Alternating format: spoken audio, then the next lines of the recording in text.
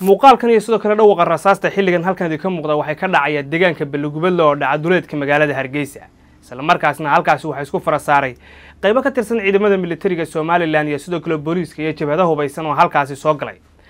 jabhadan oo dhawaanba ku sugnay duleedka magaalada Balugubadle ayaa cabashooyin fara badan ka qabtay Soomaaliland isla markaasna sheegtay xilligan Soomaaliland guud ahaanba musuqmaasuqday xaqi ay ku lahaayeen sidoo kalena waxay sheegeen in ruusiyaasiyada xilligan la doonayay xilliga inay galaan tartanka doorashada inay guud ahaanba Soomaaliland musuqmaasuqday isla markaasna ay meesha ka saartay xaqi ay lahaayeen beesha Arab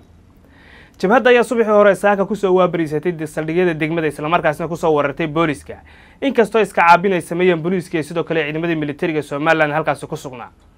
dhaqdhaqaaqa ciidan deegaanka uu ka jiray bariyihii la soo dhaafayba inkastoo wasaaradda arrimaha gudaha dhowr jeer ay ka soo saartay qoraalo kala duwan isla markaasna ay sheegtay inay xalin doonaan dhalinyarada halkaas joogtay ee jabhada haddana xilligan waxaad moodaa in safarka madaxweyne Muuse Biixi Cabdi uu ku soo beegmay dagaalka xilligan meeshan ka qarxay jabhada ayaa qoraal maarito ay soo saartay ku sheegtay in weerar ay qaadi doonaan isla markaasna ay ka argudan doonaan Soomaaliland waxay ku samaysay haddii ay xaqooda ka heli waayeen haddaba subaxii hore saaka ayay ku soo kalaheen saldhigga deegaankaasi isla markaasna ay birta saareen ciidamadii halkaas joogay booliiska ah sidoo kale waxa la arkayay dhawaaqa rasaas sidoo kale nawaaxiga deegaankaasi waxa laga maqlayay dhawaaqa rasaasta iyo sidoo kale daryanka rasaasta ay soo wadaarsanayeen labada dhinac magaalada gudaheeda subaxii saaka waa laga qaxay oo banaanka ayaa looga yaacay dadka badankoodu maadaama dadka deegaankaasi ku sugan aanay filaynin halkaas dagaal ka dhaco isla markaasna la moodiyay jabhadan inay wado kaliya jabhado kaliya tan ayaa waxa u dhigantay xoogagii fuulay buurta gacan libaax sanadkii la soo dhaafay isla markaasna ciidamada Soomaaliland qaybo kamid birta ka aslay ayay xukuumadda Soomaaliland fududeysatay isla markaasna u arkaysay wax iisiya halka xoog ay saaraysa dagaal ka socday gobolka Sool balse xilligii dambe kaga qaraaraaday kii ka dhacay buurta gacan libaax haddaba xilligan xukuumadda Soomaaliland waxay ku dadaalaysaa guud ahaanba sidii arrintan ay u xalin lahayd wasaaradda arrimaha gudaha waxay ku jirtaa dadaalka ugu badnaa balse waxa jira sida wararku ay sheegayaan mashquul ah safarka madaxweynaha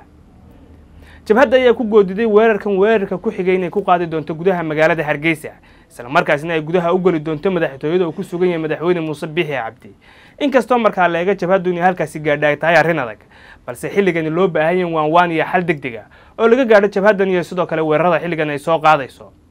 tirada dhimashada ayaa ilaa hadda lagu sheegayaa 3 qof oo kamid ah labada dhinac iyo sidoo kale qof rayida wax ku gaadheen sidoo kalena ciidamada booliiska Soomaaliland ayaa sheegay inay wateen kooxahan dableedahay 3 baabuur aan kala xadheen mid kamid ah inkastoo kooxaha dableedahay xilligan ay sheeganayaan inay gaadiid ka qabsadeen booliiska Soomaaliland